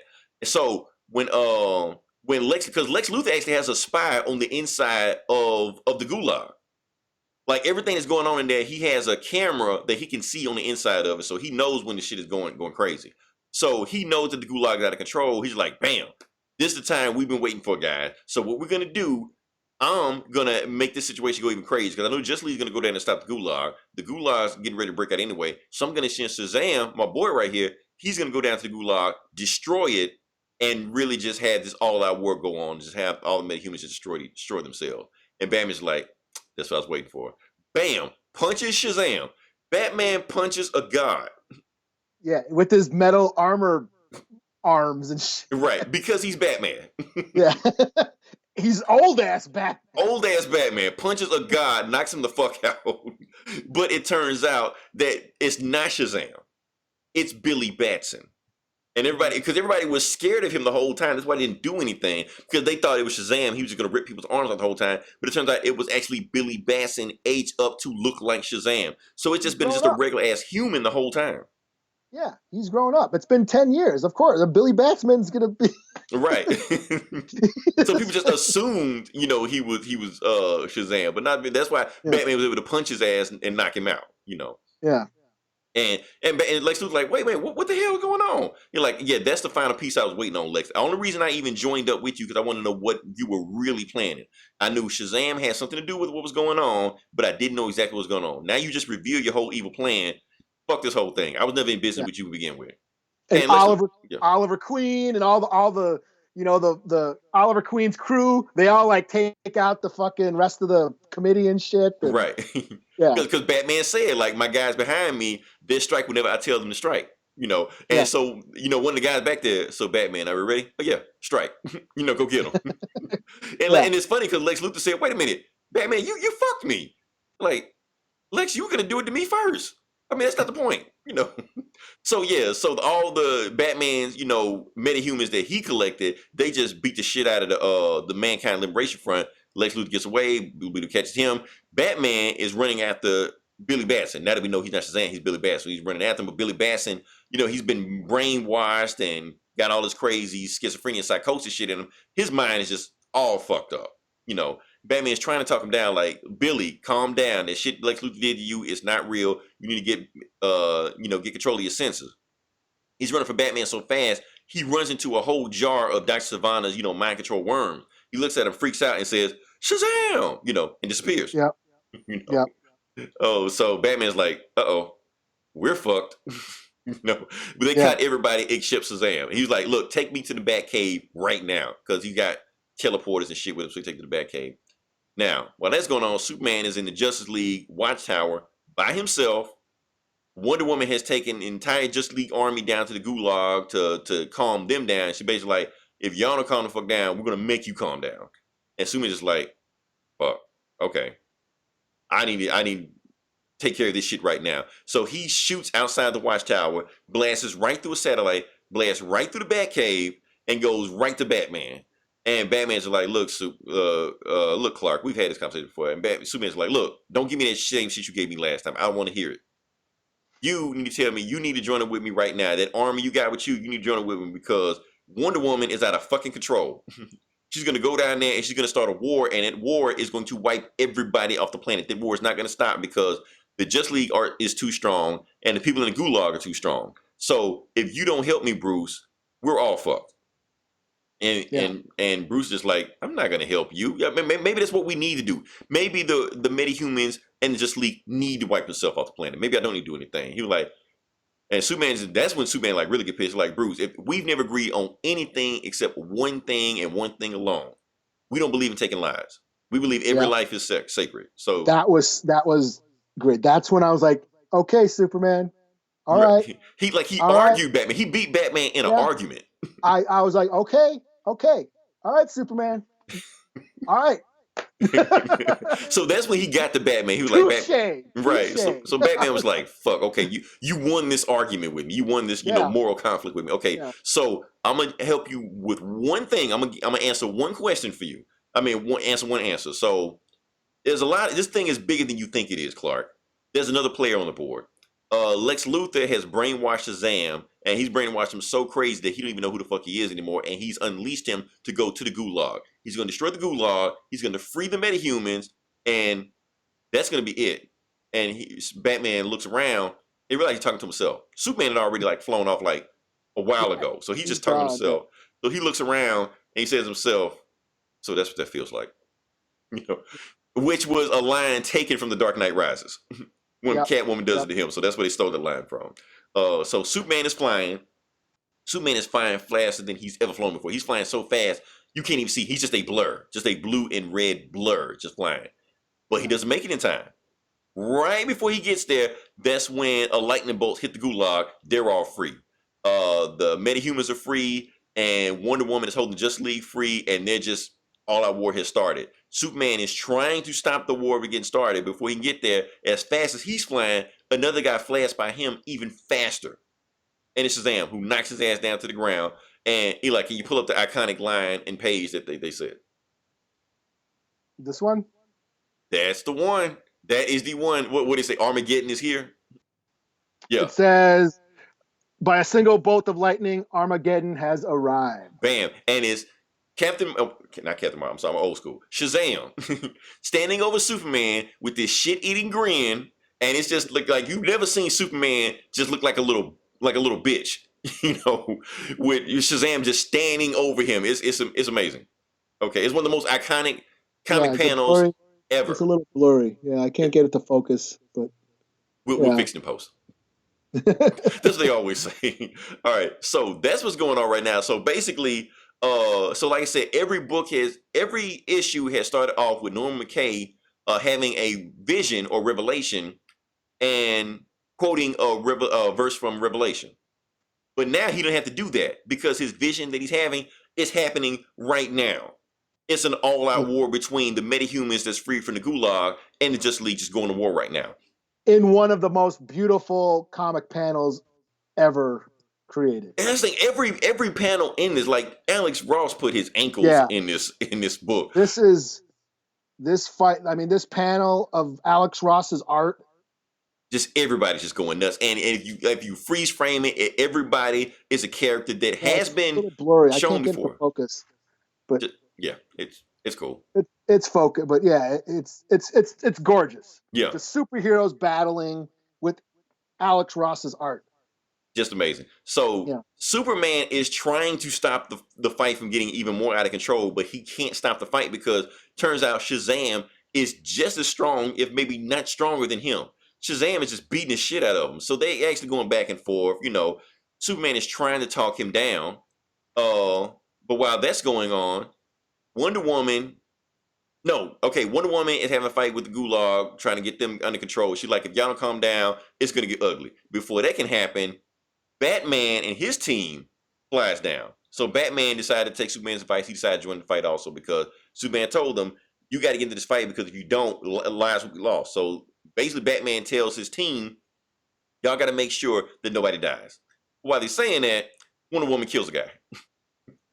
The guy she kills was the same guy. They actually got a backstory on him. He's like a Nazi asshole or some shit. He's the guy that killed Captain Comet. You know, and he was about to kill one of Batman's guys. And one of them was like, what you want me to do? He was going to kill that guy, so I killed his ass. Fuck it. And Batman's like, see, there you go, being a hypocrite again. And one was like, who the fuck are you talking to? I am not Superman. You know, she grabs his ass, flies him to the sky, and that's when you get the giant bat versus giant eagle symbol, but realized in actual form with those two fighting each other in the sky. While that's going on, Superman and Captain Marvel, Shazam, whatever you want to call them, they're still fighting each other. Superman is heat vision and shit like that. Like, Billy, get a grip of yourself. We used to be friends. We need you to say something. You got that old dead look in your face right now. Just say something. Let me know that you're still in there. And Shazam's like, oh, you want me to say something? Okay. Shazam! He says it, and a lightning bolt comes down, but it didn't hit him. It hits Superman. Now, one of Superman's weaknesses, if you don't know, is not only kryptonite, it's also magic. So this magic lightning bolt fucks him up. And Shazam is just sitting there laughing. He just keeps saying it over and over again. Shazam, Shazam, Shazam. And every lightning bolt just bam, bam, bam, bam. Just keep hitting Superman over and over and over again. And Superman at this point just like bleeding from his ears, bleeding from his eyes, bleeding from his nose. His cape is gone. His cape is all burnt up and shit. Yeah, he's just getting completely just fucked up, and Shazam just sitting there laughing like this shit is over with. And he said, Shazam! And before the lightning bolt can hit him, like we're talking about, what, like a millisecond of a second or some shit? While the lightning bolt is ready to come down, Superman uses his super speed, grabs Shazam, and the lightning bolt hits them both at the same time. But since it hits them both at the same time, it turns Shazam back into Billy Batson. And that's when Superman puts his hand over his mouth. You're like, you're done talking. This fight is over. You know. While we go back then, let's go back to Batman. Oh, we missed the whole thing. Yeah, the UN ordered some fucking nukes. Okay, we gotta talk about this again because this is General Secretary Wormwood, and I'll tell you who Wormwood, what that name means in a second ago. He orders the nuke. He said, we've been building a metahuman megaton nuke for years to get rid of these guys. As a matter of fact, we've made it so that none of their powers can detect this even coming.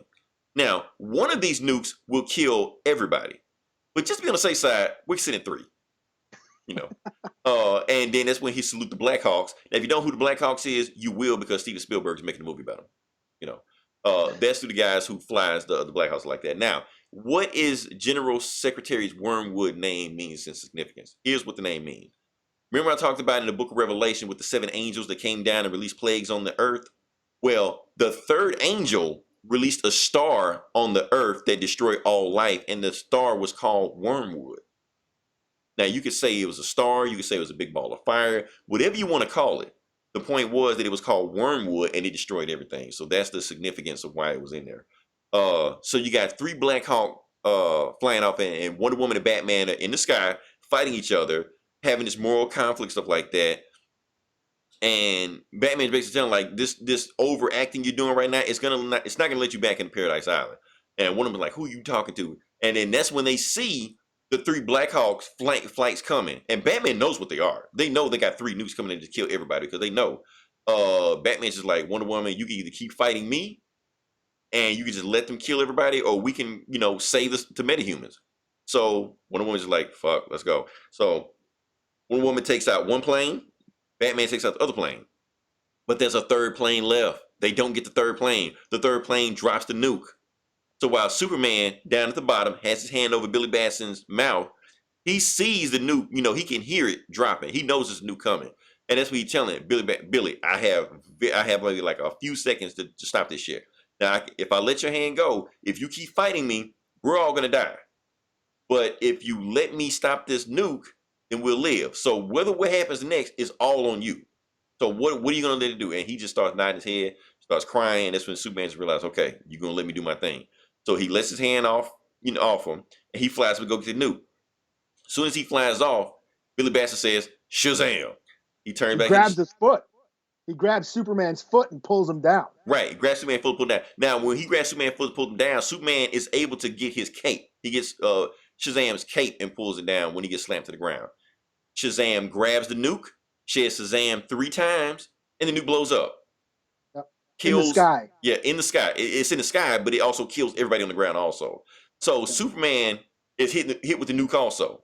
But he wakes up. He's the only person that he sees that's alive. Everybody else is dead. He sees nothing but skeletons and dead bodies of metahumans just literally ground as far as the eye can see. Yeah. He's fucking pissed. More pissed than he's ever. Whenever he gets the red eyes, yeah. You about to show now. Whenever it's another iconic panel right there. So whenever Superman gets the red eyes, that means he's fucking pissed. Get the fuck out of his way, and he flies off. And like I said, Norman McKay and Spectre are here the whole time. They've never left. They've been the whole time. They see the whole thing play out. And Norman McKay is asking Spectre, where's he going? And Spectre like, where do you think he's going? He's going to the UN. To do what? What do you think he's going to do? The humans just genocide on the metahumans. He's going to get his revenge. Okay, I'm done. Bye. Spectre's about to leave. And Norman McKay, where the fuck are you going? You can't leave. Like, yeah, I can. We came to see this thing played out. It played out. We're done. Evil is about to be exacted because Superman is going to take his vengeance out on evil. That's what Norman McKay says. Look, if you let Superman do what he's about to do and attack the UN, and you don't do anything about it, and you can stop it, then you are the one committing evil. It's like, oh, damn. Well, I didn't think about it that way. He's like, so what do you want me to do? He's like, so Norman McKay, like, take me to the UN before Superman gets there. So he goes, so Norman McKay and Spectre gets to the UN, but Superman is already there. And Superman is about to bring the entire roof down on the UN. He's about to just kill everybody. He's fucking pissed. And that's when Norman McKay starts talking to him. He was like, Superman, what you're about to do, if you do it, it can't be undone. If you do it, the humans will never forgive you. So the first thing you need to do is forgive yourself. Now, look, you can't. Now, I understand that 10 years ago you left because you left humanity behind because you thought we forsaken you. But when you left humanity behind, you left your humanity behind. And that's why you're acting out, you're lashing out right now because you're not thinking rationally. Before, you knew the difference between right or wrong. But since you're no longer connected to humanity, you don't know the difference anymore. So you need to find a way to come back to humanity. And that's what Superman's like, oh, damn. So he's preaching, he's a pastor. Yeah. That's what he do. Yeah. So, and while he's saying it, Superman realized that there actually were some survivors from the nuke. Everybody didn't die. Batman was there, Wonder Woman, Green Lantern, some other people there. So not everybody died because Green Lantern made a bubble that, protected some of them from the nukes. So he talks to Batman. Batman's just like, well, I mean, they didn't kill everybody. It's still enough super metahumans left to start the whole problem that we had before. So what do we do? So that's when, the Trinity, Batman, Superman, Wonder Woman, look at the UN, and basically Superman's like, I know what to do. We need to rejoin humanity. So he takes Shazam's cape and he flies it up to all the flags that, the UNs have, and he makes a flag for Shazam. Basically, like, we're gonna reintroduce ourselves to humanity also, and we're gonna walk hand in hand with humanity. We're not going to be gods. We're not gonna rule over them. We're not gonna just fight in the street with them. We're gonna walk hand in hand beside them, and we're gonna figure this thing out together. Going to set an example. Exactly. Not take over. He's just gonna set example, which what Superman mission has always been. You know, Yeah. Superman is back in his own farm, back in the Fortress of Solitude, just with his barn, just mind his own business. Wonder Woman shows up and she was like, Clark, you forgot something. Like, what I forget? And she opens up a case and it's his glasses. It's Clark Kent glasses. Glasses. He put the glasses on. He's like, and here's the thing. Clark Kent is his tether to humanity. So Yeah. he forsaken the Clark Kent role. He's no longer connected to humanity. So this is his way of connecting back to humanity again and finding himself becoming human, or at least thinking that he's human. Yeah.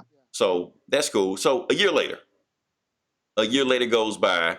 Planet Krypton, where we talked before again. Superman, Batman, and Wonder Woman meet at Planet Krypton just to have just a nice, cool dinner, as friends. And Superman and Wonder Woman said, "Bruce, we got something to tell you." And Bruce said, "You're pregnant." Like, wait, how do you know that? Because I'm Batman. you know. Well, we got some other news to tell you. We want you to be the Godfather. And that's when he gets shocked. He was like, wait, you want me to be the Godfather? You want me to help raise who's going to eventually be the most powerful being on the planet? Like, yeah, I thought they would get your attention. So they get up after they finish eating, they walk, and they actually see, well, Batman recognizes Norman McKay and the Spectre, but he's not the Spectre anymore. He's like a human form, Jim Corrigan. He recognized them. You know what? I'm gonna keep walking. I'm paying attention to them, and they just all laugh and leave Planet Krypton. But in the back panel, you see this old DC 40s cover that says "Fun Comics." The end. So it's a pretty action-packed story with a whole bunch of allegory going on. But I like how they brought it back because everything was getting 90s and extreme, but they brought it back to these old characters represent the fun that comics should have. Comics can be fun again if you allow it. Yeah. So, like I said, we've wrapped this book. That is a lot to cover that we just did in this book, but it's a very dense book. A lot of stuff we want to break down. I didn't get a chance to really break down the Book of Revelation half that I want to, but I will make the connections with the things that happen in Book of Revelations to this. Like I said, when the bomb went off in Kansas, that was basically one of the 7 plagues where famine hit.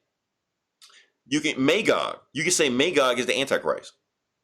Yeah. And they even make very like overt points to that, because first off, he has the horns, the pagan, because they want him to be like a pagan god, and it's like the very antithesis of what we're looking at Christianity. Christianity, there's one God that said if you worship a religion with many gods, we're against that. So he has the horns. He has like the golden fleece, like from Greek mythology, like the staff of Horus, So they want to evoke paganism with Magog. So they want you to but everybody follows Magog. We reject Superman.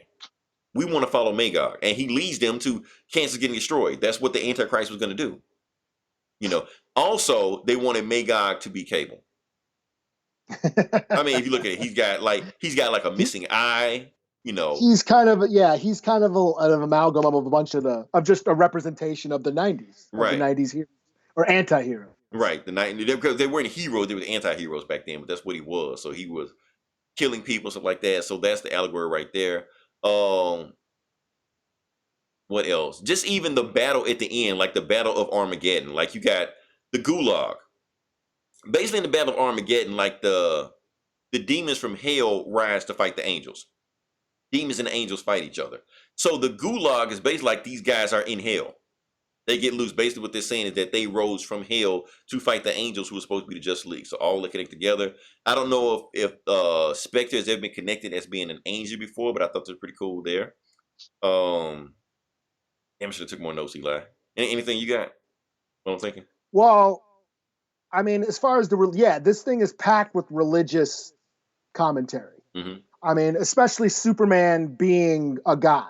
Yeah, he's Christ. He is the Christ figure. Yeah, or just superheroes being a god. I mean, Superman is the pretty much the very first superhero ever, almost the quintessential idea of what a superhero is. Hmm. You know, even his name has it, half of his name is super. So, Right. but I mean, he embodies the idea of a superhero, the savior, the one that's going to save the day. You know, that sort of transcends God or hope. Hmm. He's a representation of hope, and hope, prayer. Prayer is essentially hope. It's an optimistic attitude that you kind of think, well, everything's going to be okay. You hope things are going to be okay, Hmm.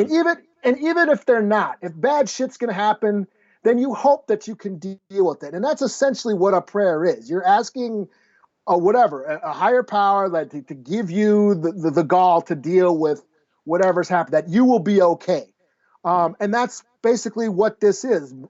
Superman represents hope, that mindset that leads to justice and equality, that optimism Hmm. of that, let's make the world can be a better place. The world is worth fighting for, and that is Superman's job.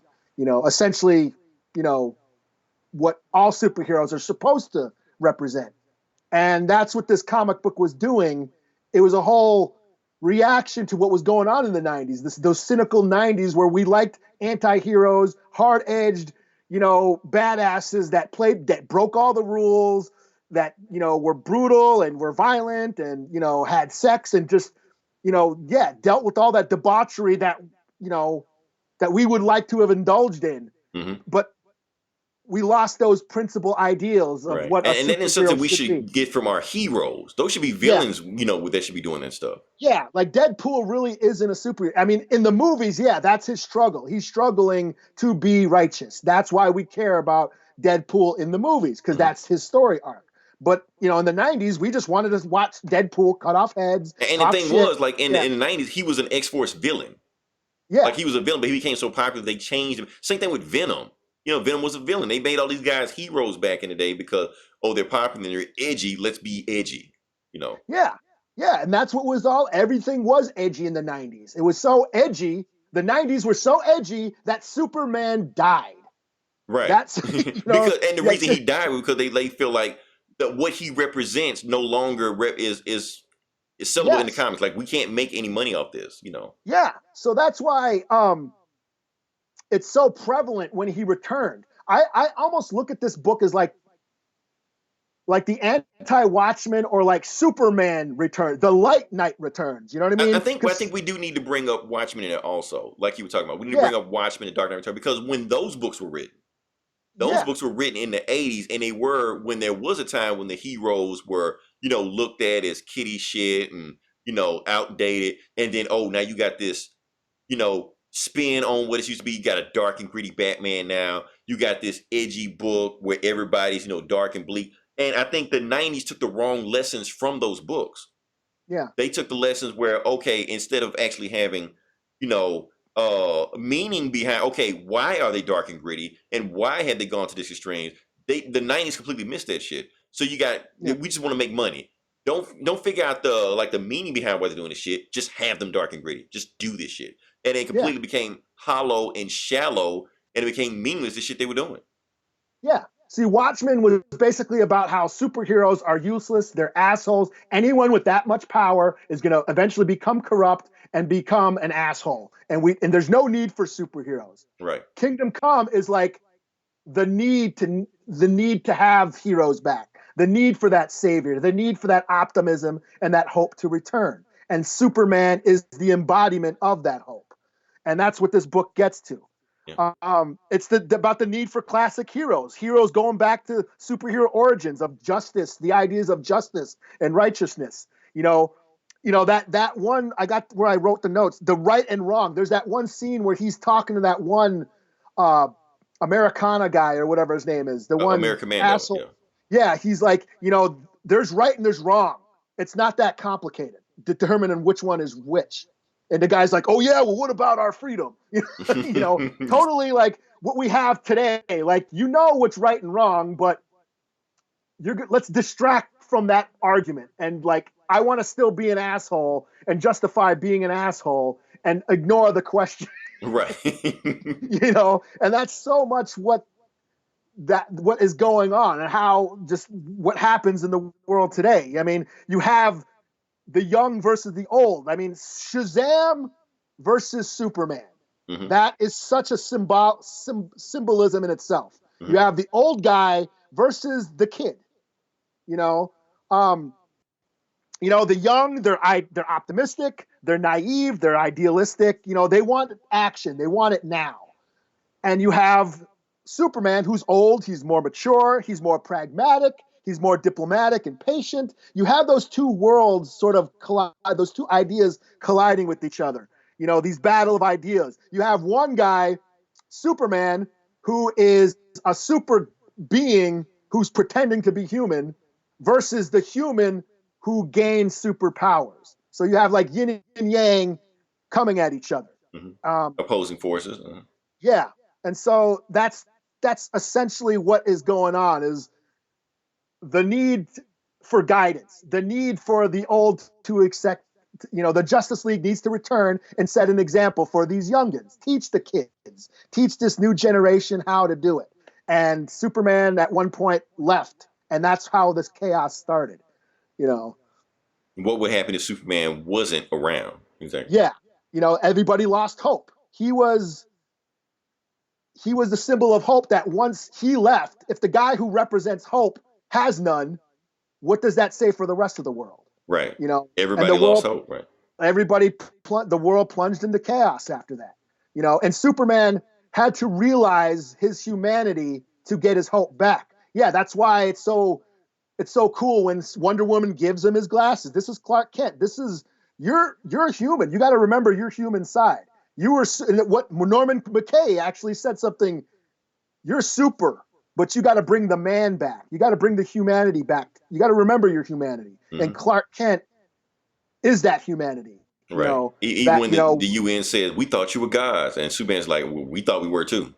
Yeah. He had to remember who he was. He had to remember that it's his humanity it's his Superman's humanity that gives him that hope, that life is precious, that his parents died. When Jonathan Kent died of a heart attack or whatever, those natural causes, Superman, this godlike being with all these powers, could not save his dad. That was when he realized that life is precious. Human beings need saving. They need, and he's not all powerful. He learned two lessons that from he's that. not all powerful. And that's what he had to remember. And that's what he remembers in this. And the whole idea of the Justice League coming together at the end, the Trinity being born, that it's not about tyranny. No one person should be in charge, that you have to have a collective of ideas. Yes, Superman, the optimistic, hopeful guy. You have Wonder Woman being pragmatic and the secure. She's the military. She's what will keep the safe. She's the peacekeeper. And then you have Batman, the smart guy, who he's the smart guy. He's the intelligence. So you have the Trinity, all these three coming together to, getting carried away here, but coming together, and sharing the power instead of like dominating, like what Lex Luthor wanted to do. Right. Because Lex Luthor talking all this crazy shit, but he really wants to keep power for himself, which is what the Justice League was made for, because they know mankind lived to their own devices. We're going to do, fight against each other, which is what they've always done. Yeah. Yeah. I mean, yeah. So this is like my third or fourth time reading this, and I really enjoyed it this time. I was like, wow, this is probably one of the greatest comics ever written. Yeah. I mean, this is right up there with Dark Knight Returns and Watchmen. I think it is. I think the only reason we don't put it in a conversation because those books came right around each other, like in the 80s. And this came like 10 years later. But honestly, if you read it, it's right there in the conversation, especially the artwork. The artwork is beautiful. Yeah. Yeah. I mean, it's got and this whole book is about calling back to the classic age of superheroes, the classic mythology of the hero. Mm-hmm. I mean, Alex Ross's paintings, they look like Norman Rockwell art. That old style Americana, it's a throwback to the golden age. The old idea, like I said, the old idea of superheroes being the savior, of representing truth and justice and hope. So yeah, I remember the first time I read this, I actually had to read this for college. I was taking this college course about like graphic novels and literature, like, you know, archetypes in graphic novels. And I wanted to read A Dark Knight Returns, but they couldn't get it. So they said, we're going to We didn't read have digital Kingdom. comics back then. Yeah. Yeah. So we're going to read Kingdom Come instead. And I remember going, oh man, because this was back in the 90s. You wanted to read Spawn, people I, ripping people's heads off. I And... wanted to read Dark Knight Returns, badass Batman being a total brutal dick, you know? Right. And I'm like, and I remember reading through Kingdom Come, and I wasn't really into DC. So the first time I read this, I wasn't really familiar with all, you know, with the DC lore. And I remember like, oh, look at this sucks. This is just a bunch of ripoff of old comics. Right. Like, look at that panel where what's her face looks like Chun-Li from fucking Yes, Chun-Li is in this book. Yeah, she's like cooking like Chun-Li. I was like, this is just a bunch of ripoffs. And then my instructor, she was like, well, that's the point. Right. That is the point. This book is making those callbacks to all those old heroes, to, you know, because they're a metaphor of what they represent. Like, yeah, because the Krypton Cafe or whatever it's called, Mm-hmm. that's fandom. Or Planet Krypton. That's right. the rest. That's fandom. That's us fans fanning out the merchandise, us toys and movie and pop culture and nostalgia. That's what we were into, and that's all that ties into each other. Yeah, the guy that looks like Boba Fett, all those heroes flying around that look like the X-Men. You know, that's what was all. It was all purposely done. It was all representing those comics that fans were into at the time, and kind of commenting on them. And yeah, so yeah, It's just a great book. Honestly, if you've never read Kingdom Come, please do it. Don't wait for a movie because it's not going to be as good as the book. I know we always say that, oh, the book would never be the movie, never be good, but there's no way you can adapt this. I think this is the one comic that cannot be adapted. Because it's using comic aesthetics Right. to tell its story. The art, like just the art itself, it gives it this, like I said, like this Renaissance, you know, quality. You know, Mm-hmm. I mean, it's like, just like the book is made specifically for the comic art, for the medium. It's made for the medium. Yeah. Like this story can't exist outside of it. I don't see how. Yeah, and just like I said, this book, the story is a statement at what was going on at the time, mm-hmm. and the need for heroes to return. And because this is also when the comics industry collapsed, also. Yeah. So you could say Ragnarok. Yeah, it really was Ragnarok for the comic industry. Yeah, I mean, and that's the thing is why art hits at a certain point and why it resonates so well with people, because, you know, it comes out during a perfect time. You know, why the Avengers movies and Endgame were so popular, because we needed that. We needed that at that moment. We needed to feel like, you know, we needed that optimism in the world. And here's the thing, like the Avengers hit in 2012, around a time like that. I think one reason it did catch so popular when it hit at the right time, because the 2000 decade was the most defining moment that happened in the 2000 decade. That was 9/11. Yeah. And 9/11 affected every single piece of our media all the way up until the end of the decade. Like, it wasn't just something that happened. Remember, all the way to, so all of our media was depressing, dark, you know, reactionary, and The Dark Knight Returns was a direct reaction to 9/11. You know? So by the time Avengers came out, we were like, okay, yeah, we've done the dark and depressing 9/11. Let's switch it up. Let's have some fun, like the Avengers. And I remember that. I remember watching The Dark Knight, and I've said this before. I'm not the biggest fan of The Dark Knight. Mm-hmm. But that was the thing. Like, everything was getting so dark and dreary, and then here comes the first Iron Man movie, and I was like, wow, that was such a blast. It was so refreshing to see a comic book movie be fun, right? You know, and that's what we needed at that time. We needed that optimism, that fun, everything to be. We wanted to have fun again, essentially, right? You know. So I mean, like, it's up and down, you know, but at the same time, we can talk about this, like, all these 90 heroes we name, like Spawn, where the fuck are they? You know, Yeah, I mean, you can yeah, say they were like flash in the pan. You know, cable was a thing in the '90s or whatever. But look at Batman, Superman, and Wonder Woman. They're more popular than they ever were.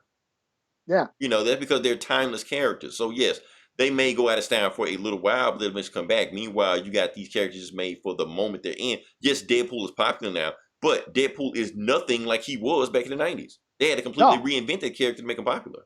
yeah. They had to give him humanity. They had to make him give a shit. You Right. know, I mean, yeah, we liked him because he was an asshole, but he had to, in the movies, he's struggling to not be an asshole, and that's why we care. Right. And then we gotta So wonder whether or not Deadpool will last 80 years also. that is true too. You know, because the '90s got cynical. The '80s duped us. Right. '80s might be full of glitter and glamour and shit, but it was a hard time. You Yeah, know, I think what happened was that the '90s, the reason everything suffered because there was so much more money in the comics industry around the time than it was in the '80s. Because the '80s brought all this notoriety and people were banking for it, but then you got the '90s with X-Men making all this money and Death of Superman making all this money, and that's what they were making the money. They weren't making the money for the art; they were just making something quick, cheap, get them out and make it shallow. That's why you had all these bullshit heroes that were just killing people stuff like that and you got naked chicks behind them with guns and titties and shit because they think that's what we want. But there's no yeah. meaning or no, thought process behind it. There's no substance. There's Yeah, no there's substance to no. it, right? It's funny because I was watching. Like I said, I was watching all these kung fu movies this weekend, and it made me think of Bruce Lee and Enter the Dragon when he said, "When the kid is that, what is this, a demonstration? You need emotional content. If you're just showing off and look at how cool I look, that it doesn't matter. If you have to put yourself, you have to express yourself. You have to have some meaning into what you're doing, and that's what essentially what we're talking about here. Exactly. Because Yeah, that's why we're still talking about this book 30 years later versus some of the other books we're talking about. Because Kingdom Come is a classic. It is, yeah. yeah. Like going back and reading it this week, I'm like, wow, this is timely. This is And, time it, or and it's timeless. underrated. It doesn't get talked about enough. It needs to be in No, the same conversation as Watchmen and Dark Knight Returns. yeah, it brings up the same issues that Civil War bring up, Hmm. but 10 years earlier. Right. You know, Which we might need to look at Civil War is basically a ripoff of this kind of. yeah, yeah, Mhm. yeah. So yeah, I also wrote. I'll actually post it to the Bully page, but a few years ago, Outright Geekery had like a Superman week, and they said write about Superman or do something about Superman. And of course, I wasn't a huge Superman fan, so didn't really read any of the comics. But the only one I did read was that I could remember was this one, was Kingdom Come. So I was like, okay, well, I'll write a little thing on Kingdom Come. And so I pulled that up. I'll post it to the site. Right. To, And this to, is also to a recommendation. Like if you want to recommend somebody a Superman book, this is the one. Yeah, I mean, for non-comic book fans, they might not get the little Easter eggs and all the subtlety, but it's still the themes are there. Hmm. You know, Because the themes are timeless. yeah. I mean, even when the Shazam shit shows up, I mean, they'll know who Shazam is. Right. Even if you didn't, you're gonna see. Even if you've never heard him before, you see somebody knock the shit out of Superman. You be like, "Oh, who the fuck is this guy?" Yeah, Because when I read the book, I didn't know who Shazam was. That was the first time I ever know who Shazam was. Reading Kingdom Come back then, I like, who the fuck is this guy? Just knock the fuck out of Superman. You know. yeah. But I remember, oh, Superman versus Shazam, and of course I didn't give a shit Right. at the time I heard him. I don't fucking care. Fuck all that superhero shit. I was a part of that whole thing. Right. I talk about all the time how I gave up on Marvel like in high school. I was like, fuck all this shit. I want titties and guns and monsters and Right. blood. Because Marvel and DC around in the '90s felt like kiddie shit. That's why we Yeah, all jumped to Image. That's why some people jumped to Valiant with Bloodshot and shit. yeah, yeah. I mean, I was a part of that shit. Dark So Horse, Frank Miller with Sin City. That's where we were. that's where I was at. Right. So yeah, going back, so reading it this time, I really enjoyed it this time. I was like glad because I was dreading it. Like I was like, oh shit, because I've been reading so much. I've been so busy lately. I was like, fuck, I got to read Kingdom Come, and it's just like I had to read that for college. So that's what I was thinking of, like having to read that for college, and but actually, I really enjoyed it this time. I Right. thought So yeah. slap a score on it. This is a 5 out of 5 for me. This is great. This is one of the best comics ever written, I think. I'm gonna give it 6.5 out of 5. It's Superman. Right, Superman. So he gets an extra shit. point and a half. So yeah. Yeah. Like I said, this is one of the greatest comics ever been written. This is the reason why like they've adapted pretty much every DC story they have, and they haven't touched this one because they're scared to touch this one. This is such a masterpiece. They don't want to touch it. Yeah. Because they know whatever they do, it won't live up to it. Yeah. What are you gonna do? Like, how? Like a movie? I mean, don't animate it because you're not gonna do this art justice. You're not. It's gonna be a half-ass animation. It's not gonna work. Especially the way DC does their art animation. Exactly. It's gonna look like the Killing Joke. Like, no, don't do that. Yeah, it's gonna look You butchered like the story. Yeah, it's gonna look like South Park and shit. Right. Because Alex Ross made this book, so if you don't do Alex Ross justice, don't touch it. Yeah. Just and a movie. I mean, what do you like? How would you bring that? Like, how would you bring that to a film? You know, just the look of the film. I mean, but will they even capture the themes of it? That's the thing. It's gonna be just another hollow Zack Snyder type bullshit. Yeah, because you can like, you like the hero, all the heroes in the background, and that's the thing. In my college course, my instructor, she knew the backstory of everybody in this book, everybody in every panel. Because we didn't get to it, but in the back of the graphic novel, they give details to all these guys. Yeah, there's shout outs to every character in this book. Every character is a reference to an old comic book hero that has existed in comics of some kind. And some of the characters that were invented in this book end up showing up in the DC continuity later on. Like Adam Smasher, the guy that punched Marv in the face, he actually became in the comic. Okay, you know Black Lightning, his daughter Thunder. Yeah, she made her first appearance in this book. Yeah, she's on Batman's team in the background. So yeah, and like when Norman McKay goes into the Krypton planet Krypton, the restaurant or whatever, you see like the newsstand, you see like something about the Minutemen, you see what's that book that the under the hood or whatever from the Watchmen, what's his face was writing that, you see like those Gotham Knights, Under the Hood by Hollis Mason, Behind the Mask, you see like references to you know these little goodies that you pick up on. Masterpiece, man, masterpiece. Yeah, that's why we took so long to actually review this book, because we knew it was going to take a lot out of us when we did it. All right, like I said, if you listen this long, definitely like, share, subscribe. We have other podcasts. We have This Geeks and Comics. We have Comic Cast. Comic Cast did Secret Wars. I want to see how they did that, because I know Gomer's going to geek out about that one. That's another good one. That's another good one. That's a modern classic. That's a long one. That's too much work. But that art too, the art in that book. I mean, it really is. It really is. That's like this. That's pretty much up there with this. That's another. It really is. Like God, Emperor Doom. I don't know. We'll talk about it. Yeah. No shit. Yeah. Get Valiant. Hoodoo TV. Okay, Boomer. 50 other million podcasts. Eli's got a 50 million podcasts. I'm back down to 2 or 3. Yeah, I'm back down to 2 or 3. Yeah, including this one. So I got Geek Savs, and because the Clone Wars is done, so that's done. And then I'm doing Riddle of Steel. Yeah. Okay. And next week, I don't know what we're gonna do next week. We'll sit there and have a conversation about it. Maybe have some of the guys come into it. Because like I said, 150 is on its way, so we'll see what's gonna happen. Until then, we're gonna wrap this up. We did another second video podcast. Gonna go from there, see how it went. Until then, this is Leroy. This is Eli. We talk to you guys next week. Same bullet time, same bullet channel.